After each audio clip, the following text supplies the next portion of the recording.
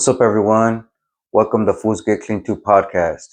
Today's episode is going to be about my journey, my story, and how I came to create this channel. Let's get into it.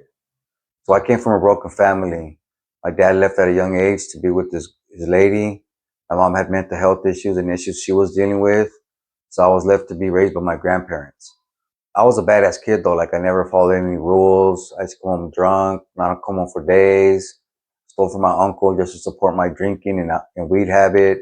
So they ended up kicking me out at around 13 years old, right? So I went to the one place that I knew that would take me in, which is a neighborhood, right? My homies, my brothers, and that acceptance and that camaraderie, there's nothing like it, right? And being a young boy, like that's what you're looking for is acceptance. So I went to the neighborhood and I was staying with a few homies and one of my homeboys finally said, "Hey, come stay with me." He was like my older brother, right? He showed me the ropes on what to do, what not to do in the neighborhood. Uh, like showed me how gangbanging should be and how to stay solid. And I really appreciate him taking the time to mentor me in that life, because that was my life for a lot of years, right? And without his guidance and his knowledge, who knows where I would have ended up, you know? So in the neighborhood, there's a lot of drugs and chaos that go on, right? So in Santana in the 90s, it was active. Like there was shootings all the time, people getting shot, people getting shot at. I'm not saying that to brag or glorify it, right? But that's just how it was. That was reality for us in the 90s. Going to a liquor store, you can get shot, active. I remember going to continuation school from my neighborhood. I had to go to my enemy's neighborhood and had this little GT bike, right? I remember one time I was going and then I was at a stoplight, and I heard, "Ta, ta." So I dug down and I could hear the bullets zipping by my head, right? So I go back, and then the next day I bring my little 32, and I go, this time I hear it again. I get behind a car and start busting back, right? So like I would make it to school, and it was called Horizon, right? So we used to get wanded right before we're able to go into school. So I used to find like a McDonald's fry box, put my little 32 in there, and put it in the green transformer, like in the parking lot, and then come back out, get the 32 again, and go right back the same way, right? And not to make it sound dramatic or like making it sound cool, right? But that's the reality of it was in the 90s, you know what I mean? And so I started doing skunk at a young age too, right? I did it around 13, 14. I remember first time fucking doing meth, like I felt like Superman, right? I felt on top of the world, right? And it held two purposes, right? Because I didn't get hungry, so I didn't have to eat, and I could stay up and patrol the neighborhood, right? So I would be on my little bike riding around the neighborhood with a little 32 strapped, just making sure no enemies are coming through. And, and, and, but with the chaos in the neighborhood comes incarceration, right? So, I started going to juvenile hall went to juvenile hall for a hot one. I didn't do it. So I ended up getting out a few months later. And then, I want to say a little less than a year later, I ended up getting busted for something that I had some part in it, and got tried as an adult, right? At 16, and like going to court and hearing 44 to life if you get found guilty, like that was scary. I'm not gonna lie, you know what I mean? And it didn't really hit home until I went back to my cell in juvenile hall, and I just thought like 44 years to life. I'm 16 right now, so 44 years, I'll be 60 years old, and that's even if I get parole, you know what I mean? And like, so like that was running through my head, you know what I mean? But that wasn't enough to deter me, right? So I took a plea bargain with a couple strikes and went to the county jail. And juvenile hall, it's all about gang banging and being down for your neighborhood, right? So people hit you up, where you from, fool? You know what I mean? And gang bang on people and try to punk fools out, you know what I mean? And that's what it was about, you know what I mean? Representing your neighborhood, and then you get to the county and the gang banging stops, you know what I mean? Now it's a racial thing, right? So like the homies against the African Americans or the whites, you know what I mean? And it feels like it's gang banging, but like on a bigger level, right? So I remember going in there and had a couple of riots, and ended up breaking my shoulder in there, and ended up getting out, right? And through the years, right, like I dabbled with heroin, right, like galditos here and there, or smoking it here and there, and I remember doing a shot of heroin for the first time when I was 16, right, and I knew if my homeboys found out, like I'll probably get my ass whooped. You know what I mean? So I ended up not doing it every day. I remember when I was first doing heroin, right? I didn't even like the feeling of it, right? Like it used to make me feel sick, but just to try to fit in and feel a part of, like I would do it, right? It wasn't until I got incarcerated that I started enjoying it, right? The euphoria of it, the nodding out, the scratching, the not giving a fuck about anything, and I used to like the high, So when I got out, I do what I do. I went back to the neighborhood. You know what I mean? And started running around the homies, and then ended up getting strung out. And then part of that plea bargain was not violating my gang term probation um, for any reason, or I can get 3, 6, or 9 years at the judge's discretion. Right? So I remember my dad asked me, "Hey, why don't you turn yourself in?" So he drove me over there in my car, and then I went to the police station in Santana. I'm like, "Hey, I gotta turn myself in. I have a warrant." They were like, "You don't got a warrant. What are you talking about?" And then I said, "Nah, like my PO said I had a warrant. I hadn't seen my PO in 4 months. Like he said, there's a power warrant out for me." He's like, "No, there's no warrant, man." He's like, "If you want to come in, you hit me and I'll take you in." I said, "No, I'm cool." And I hooped like, "Yes, gas, cante, carga, eres," like lighters, like syringes. Like I came in strapped, right? Because I wanted to be good and I wanted to like look out for the homies in there, right? So, but they didn't want to take me, so I went back to the neighborhood, pooped it out, got high with it, right? And the next day, we're going to a party with a couple of the homies, and a cop gets behind me. I'm like, "Don't trip, I'm cool." And then boom, they light us up, and then I get pulled over, and they handcuff me and say, "You have $100,000 bench warrant for assault to firearm." What are you talking about? I got busted for that already, right? So they ended up taking me in. And I remember the first time I went to court was like probably like 6 or 7 days later. And I was like, what the hell? So my public defender tells me, "You already know what you signed for, right?" And I said, "No." And because I was a juvenile, remember, and I just wanted to get out really quick, right? So I just signed that. I didn't really pay attention to the fine print, right? So it was like, okay, well, it's up to the judge.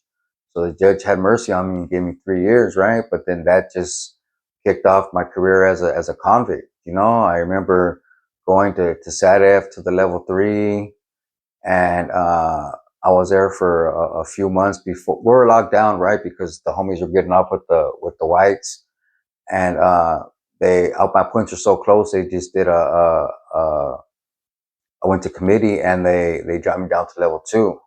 So I go to the 2 yard right there at SADF on B yard, I believe, and uh, it it was a trip, right? Because it's like gang banging on a bigger scale, right? So it's like all of Southern California is like our gang now. You know what I mean? And our enemies are the North, the Bulldogs, the blacks, and the whites. Not our enemies, but those are our potential rivals, right? So it's us against them, you know. So I just remember being there and like wanting to be involved in the riots, right? Not to try to be anybody, right? But just to like be a willing participant, that was down for the cause, you know what I mean? And anytime dope hit in there, like I was on it, dude. Like I used to get a lot, like way more strung out in there than out here sometimes, you know what I mean? The only thing about in there, it runs out sometimes. Out here, it doesn't run out. You know what I mean? Out here, I got saved by being locked up, right? So I remember there was a riot, and it was against the African Americans, right?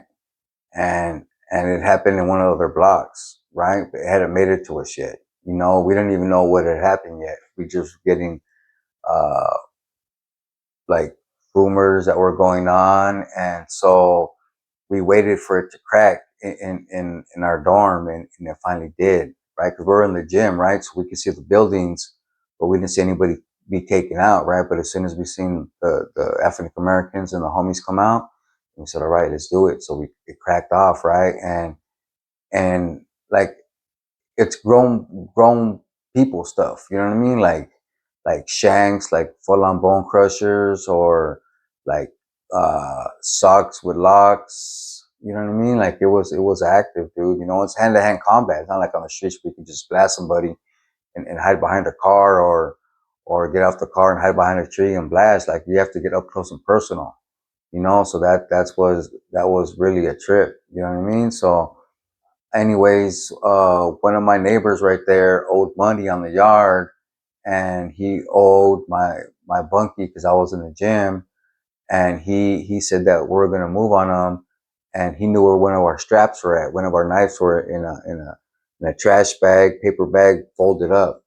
So he dropped the kite on us, and we ended up going to the hole. We were there for about 6, 7 months fighting it, but it was in dorm setting, so they ended up releasing us, right? So I ended up going home shortly after that. And then so my MO was getting busted for about 3 to 4 years, staying out for about 4 months and getting busted again, right? So I did that. And I'm so after that first time for the joint suspension, I was just getting possessions, right? I remember I got a possession for a clogged rig, possession for a cooker one time, right? And I literally got 32 months with the prison prior for that, you know? And so I went to prison uh, 3 times for possession, along with that assault of firearm. I pleaded guilty to. It was a attempted murder, assault of firearm, shooting to inhibited dwelling spot, and street terrorism. Those are my charges, but I ended up pleading guilty to assault of firearm for my first case. So after that, it was just possessions, right? So I ended up going to Avenal level 2, and then like got into a few riots right there, and then ended up going to cork and shoe program for program failure. You know, did a 12-month shoe, did 6 months in the hole in ADSEG, did 3 months of cork and shoe, and so like I had an understanding of what the shoe was, right? But I was only there for 3 months. I really didn't get to see much action. You know what I mean? And we're slammed down pretty much 24 to 23 hours a day, you know? And then so, but all that intrigued me, right? Like being in the SHU program, being in the security housing unit, being in administrative segregation, you know, being participant in riots, getting pepper sprayed, running across the field, like taking off on people, or having to stab people, you know? And it was kind of sick twisted thinking, right? But like that's what I thought that I was made to do, right? Because like I chose this life, you know what I mean? And I knew that it came along with it. um Going in and out. So I went to Avenal, went to Cork and Shoe, then I went to Tehachapi, then parole, then I went to CRC for 3 years, went to Chino, got busted for another Fierro, another release, went back to CRC, and then I paroled from there. Then I got busted again. Then I went to Avenal again. No. So I ended up getting busted again. Went to Avenal. Avenal got busted with a knife. They gave me 5 more years on top of that, right? So Kings County picked it up, and so I had my 3 years I was doing initially. Then I have 5 years consecutive to do, right? So I had to do my 3 years and my 5 years, right? So then I went to Tehachapi SHU for that. Then I got out. Then I went to Ironwood, and then I was in Ironwood for about a year. Then I had to move on somebody in Ironwood, removed from the yard. Ended up getting the GBI. Then I ended up going to the ADSEG in Ironwood for about 15 months. So I did like 12, 13 months in the hole right there. They kicked me back out to the main line on B yard, pending transfer to Kern Valley, right? Then I go to Kern Valley. I'm in Kern Valley for about a year. And then one of the homies who had the block said, "Hey, can you move my homeboy in? Like, he's going to be doing stuff right here." And I was like, "Yeah, don't trip." And I'm always a porter, right? So porters get to run around. It's like a tier tender, right? Where you get to sweep and mop and pass out laundry and stuff. You know what I mean? So like, it's a good job to have if you're in the mix, right? Because people need you to be passing phones or passing dope and dope hits. You know what I mean? So you always get a little issue for running around for people, right? So he moved in, and then not to get into too much detail, but I go to the yard one day, and I'm playing basketball, and it's half court, half the African Americans and half the homies, the Sureños, the Southsiders, right? So the ball goes towards mid court, right? And then this African American comes up to me and he's like, "Hey, where's my money at?" I was like, "What the hell?" Like in front of the homies, I was like, "I don't know you." He was like, "Yeah, your celly owes me money." I was like, "That's my celly, that's not me." And they were like, well, I want my money. And I said, "Well, get at him, you know." And he was like, "I'm gonna tell your people." I said, "Tell you gotta tell, but it ain't me, you know." So the homies were like, "What happened?" And I said, "Man, my celly was fucking money. Didn't even get at him." So we go back the next month. We go inside, and I tell him like, "Hey, fool, like, you know the blacks?" And he was like, "Yeah, man, he's not trying to wait." Because I guess my celly, before he moved to my cell, he was doing stuff. His girl was on the team. She was bringing him dope, but he wasn't sending anything home, right? So it was basically she was doing it for nothing. You know what I mean? She can't be with him. She can't fuck him. She can't get any money from him. So it's pretty much dead weight, you know. And he wasn't looking out for her, so he cut her off, right? So he used to get in a gang of debts and be able to pay it back when he hit the dope, you know? But she left him high and dry, you know what I mean? So I'm like, fuck, man. So I'm running around and I had like a gram or two or gram and a half of scante on me of meth. And like, I didn't do meth, I did black or white lightning, you know what I mean? And I used to cook white lightning for my hustle sometimes. So I remember, I was like, dude, I'm gonna try to help this fool out, right? So I give him a gram of scante and told him, hey, paper it up and sell it or just sell it whole, fool. But like, he owed him $200, right? And I said, you can make more than $200 off this, right? So, anyways, I go and I finish doing my job as being a porter, passing shit out. I come back to the cell. The curtains up, right? That's easy, means only two things: is either you're taking a shit or you're jacking off, right? And it smelled like lotion in there, so he was fucking jacking off, and I'm like, fuck, man, I can smell the lotion. I'm like, damn, fool, grab my shower shit. Went back out, took a shower. In my mind, I'm thinking like, man, this fool's fucked. Like, I'm not gonna help this fool out no more. So I remember, I want to say like 3 days later, the yard goes down, right? I was in the upper yard, and this is on the lower yard, I believe it was, but the African Americans moved on the homies in the yard because a homie had owed a black, right? So we got slammed down. So, but it's it's the same yard, right? But it's just upper and lower, right? They cut it in half, right? I think it's 1 through 4, 1 through 5, and then 5 through 9 or something. The blocks, right? This is on A yard at Kern Valley, right? And then so I just remember we're slammed down and it was because the blacks moved on the homies, right? So in my mind I'm thinking like, fuck, like I might have to take care of my, like I already thought of it, I might have to take care of my celly, right? I'm like, man, so they're randomly sending people to medical, right? Just to like communicate or get fieros or get dope from the other blocks, you know what I mean? And so they had let me backtrack. So before that, the cops wanted to see like the movements, right? To see if they can like put us close together, even though they have us cuffed, right? But the homies make the cuff keys out of the pen fillers or the Apple staples, right? So they put some homies in a holding cell and they put some blacks in a holding cell, and the homies got out of the cuffs and whacked a few of them. So like they moved on us, we moved on them, so it's on them, right? But they had said they wanted peace, right? So all right, cool, peace. So stand down, whatever, not on site anymore, you know what I mean? And then so I want to say like a couple of weeks, like a week or two later, they start sending homies to medical to like get stuff, right? And they pop my door and the celly's like, what, go to medical? He said, I didn't sign up for medical. So we get another kite saying like, hey, you can't refuse medical because you got to be participant, whatever, right? So he goes to medical. The next time they pop him out, and I knew I was going to get that call. Hey, little man, send your line. So I sent my line, fished it in, read the wheeler, and the kite said, hey, little man, with all due respect, we know you have a date, but we really need you to take care of this for us, right? Can you move on your celly and remove from the yard? And I was like, man, dude. So all I was thinking is to have a date, right? So I said, look, man, as long as I can get rid of what I need to get rid of, like I'll do it. It's yeah, like handle your business. You know, so I was like, all right. So they shot me the thing and he came back and like I had to get caught, you know. So it was around chow time, I remember they're unlocking the tray slots. And they my celly was always a hungry motherfucker, so he was always by the door, right, waiting for his chow, right? And then I heard the tray slot like the next corridor next to us open up, so I went, grabbed him by the shoulder, did my thing. It bent. I'm trying to get it down the toilet, and then like he starts hitting me. So we're getting into it. Then I grab him by the shirt and start hitting his face. And the cops came and threw an OC grenade and OC spray, OC grenade, OC spray. So it was two canisters and two grenades. And I couldn't breathe for nothing, but I wasn't gonna stop. Like this guy had LWAP. He had double life.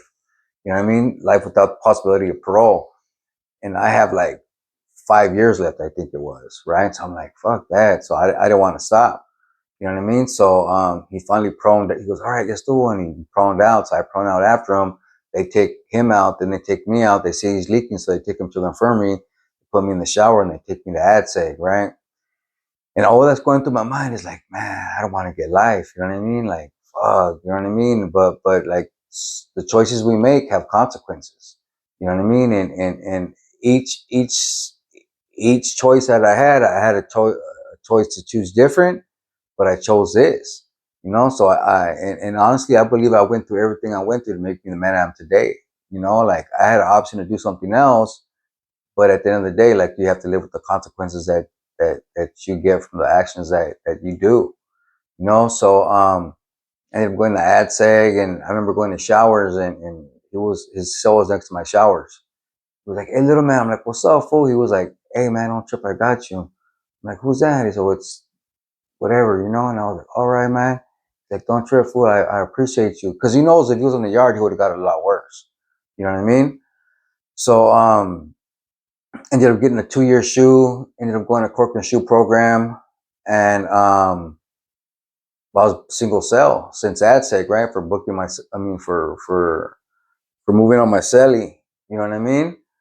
And so I ended up going to Corcoran SHU program, and I was single cell, and I was surrounded by PCs, right? Protective custody people, right? And you don't know what they're on the PC side for. Like they could have been a rat, a snitch, a child molester. You don't know, right? And I didn't want to find out, so I didn't talk to any of them, right? And I remember trying to fish, and they was trying snatching my line, right? So I just didn't fuck with those dudes. And so the hunger strikes, I want to say in 2011, the first one was like 10 days is to see how many people would do it, right? And the next one, that was the one that was all go, right? And I remember the first 10-day one, like I didn't eat the whole 10 days, and I was like, man, it's gonna be horrible. You know, so the next time one of my neighbors said, "Hey, why don't you put some beans and rice in a Ziploc bag and oatmeal in another bag, and put it in your mattress and sew it?" Because like the whole thing is to be in solidarity with everyone, right? But there's going to be a time like where you can't anymore. You know what I mean? So that's what he told me. Like, hey, once you can't anymore and you feel like you're gonna drop like drop like a sack of potatoes, then do what you got to do to survive, brother. You know what I mean? And I was like, all right, man, because they came in and got our store. You know what I mean? They would take us out to weigh us. You know what I mean? Like a few times a week. You know, and I think I lost like 20 pounds that hunger strike, man. And then so I remember it was like day 15 or 16 that I hadn't eaten. Right, and I was just drinking coffee because I thought coffee would keep me up. It actually got me more dehydrated, right? And water. And I'm watching 2.5 Men on my TV, and Charlie Sheen said like a zinger, like something funny, right? And I legit in my mind thought he was talking just to me, right? So I said, "That's a good one, Charlie." And I started laughing, right? And I thought he was laughing with me. But then at that moment, I was like, dude, I'm losing my fucking mind, right? So I was just praying, God, please don't let me lose my mind. God, please don't let me lose my mind, because I was literally losing my marbles. You know what I mean? And then I want to say I probably lasted like 19 days, and I had to break into the oatmeal and the beans and rice. And I think we finished at day 25 or something like that, that it was cease and desist. And I remember the first time we got our trays, it was hamburgers or hot dogs or something, right? And I remember taking 2 bites and like really literally wanted to throw up. Like I couldn't even get it down with water or anything, you know, but gradually like started eating little bits at a time. And yeah, and that was probably like the most lonely I've ever felt in my life. Like not being able to eat, not having no one to talk to. I literally didn't talk to anyone that time for like maybe like 6 or 7 months. Right. The only thing I would do is before the hunger strike, talk to the cop and saying thank you for getting me my tray or thank you for the shower. You know what I mean? But like since I live by the people that were PCs in the block, when we go to cages for the yard, I'm surrounded by them also, right? So I would like yell to the homies, like sound out for the rutina for the workout, right? But like having a legit conversation. So I was literally like quiet. I remember getting out of prison, my homeboy used to clown me like, "Speak up, fool!" Like, cause we would go eat. Hey, fool, give me a cheeseburger and some fries, fool. What? Give me a cheeseburger and some fries, fool. Speak up, motherfucker. And I was like I didn't even notice that, right? But it was like second nature just to like not make any noise. It was weird. So, anyways, I ended up getting out of Corcoran SHU program and going to 270 at Corcoran pending transfer to High Desert, right? Then I go to High Desert during the lockdown where the homies moved on a Hura on a cop, right? They ended up blasting a CO because the CO blasted a homie or something, right? And High Desert's next to Reno, so it's way up north, and it was snowing at that time. You know what I mean? And long story short, it was, and these level 4180s, right? So I was in Kern Valley level 4180 and in High Desert level 4180, right? And I probably see more stabbings at Kern Valley than I have in any of my prison time, right? Just because it's more down south and there's a lot of politics or people owe money for dope and people literally get whacked every yard. Like towards the end of the yard, people can do the transactions, right? But like I've seen a fool's nose get taken off, you know what I mean? A fool get blasted on the head, and it's like the adrenaline starts pumping because you see action, right? But it's like nothing. All right, was some programming. Like you don't even think about it, right? But like being a normal person in society, like that fool just lost his fucking nose. That fool just got stabbed in the head, you know? But that's how desensitized we get for being in situations or like being um, involved in those things, you know? And so going back to High Desert, so I remember being like a month to the pad, right? And then they come and get me and they're like, you have a legal visit. I was like, legal visit? Like, I don't have any cases. And I'm thinking, fuck, did something come up? Or, like I don't even know, right? And then or attorney visit, right? Attorney, I don't got an attorney. So I go, they put me in the standard cages in the program office and it's IGI, right? The goon squad, right? The the ISU, right? And they're like, "What's up, little man?" I'm like, "What's up?" And they're like, "Hey, just want to know why you stabbed your celly." I was like, "I didn't stab my celly."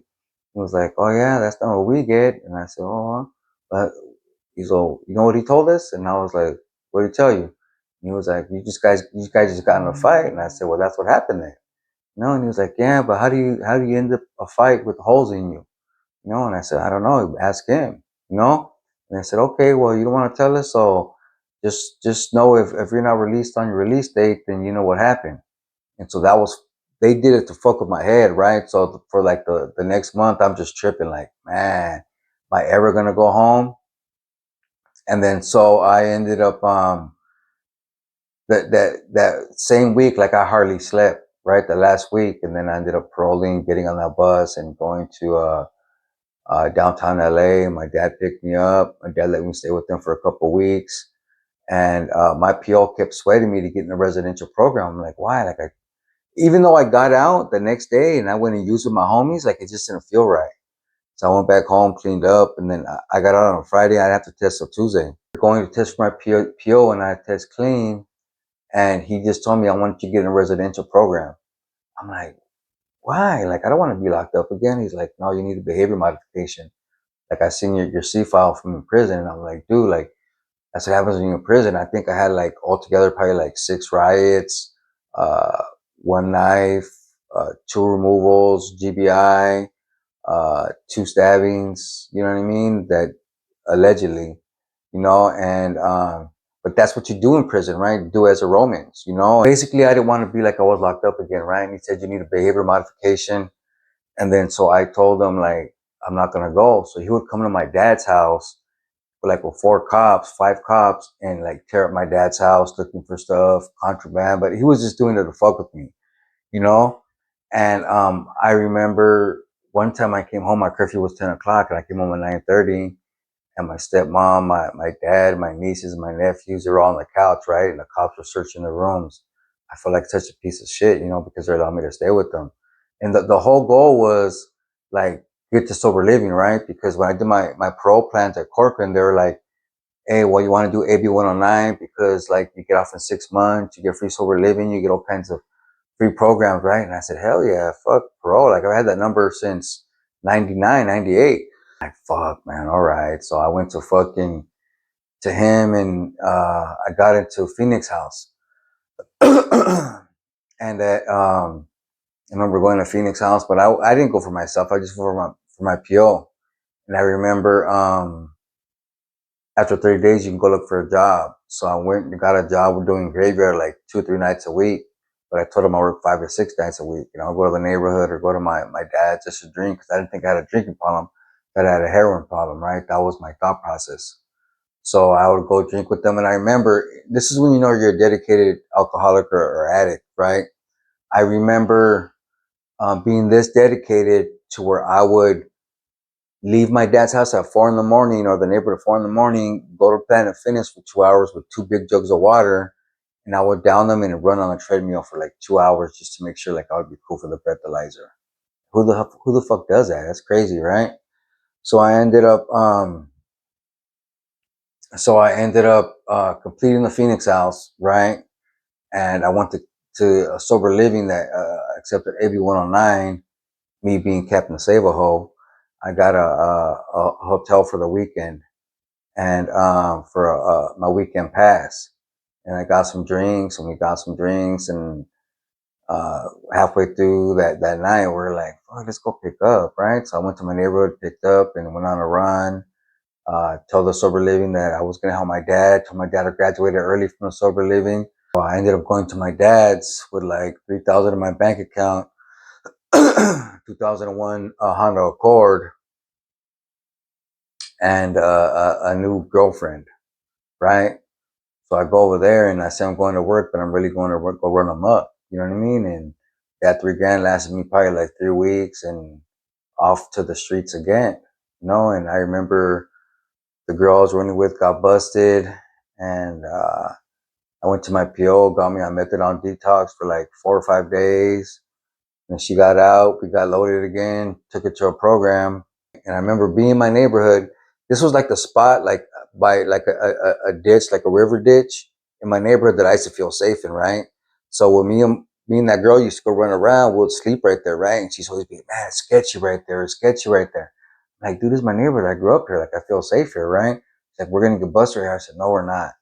And like I keep thinking about that every time I remember me getting busted, right? Because I'm right there and I'm trying to do my shot. The outfit gets clogged. I'm trying to unclog it, and the cop comes with the gun to the window. Freeze, motherfucker! I'm gonna blast you. And Santana PD has like a reputation of blasting, right? I don't know what cop it was or where they were from, right? I just seen a gun, so I opened it up, drank it. Like I just pretty much gave up, right? I was done. I was hopeless, you know. And I remember him saying, yeah, it's Prop 47. We're just gonna cite and release you. I'm like, what the hell? So in my mind, I'm thinking I can still pick up then, right? So then that was my thought process, and then so I ended up going to the city, Garden Grove City Jail, because Garden Grove was looking for a stolen vehicle, and it's like borderline, right? So I was on New Hope and 17th, and on one side of New Hope, it's Santana, the other side is Garden Grove, right? And I guess the car was stolen right there, and he was just going through the neighborhoods, right? So I went to Garden Grove Station, and he was like, came back and said, dude, you didn't tell me you're on AB 109. I said, you didn't ask me. He said, your PO wants you to do a 10-day flash. I was like, all right. Like, I need to clean up anyways, right? So I go to the county, right? And I remember pulling up in the cop car, and they bringing me through the corridor, and it just ring in my head. Nothing changes and nothing changes in contrary action.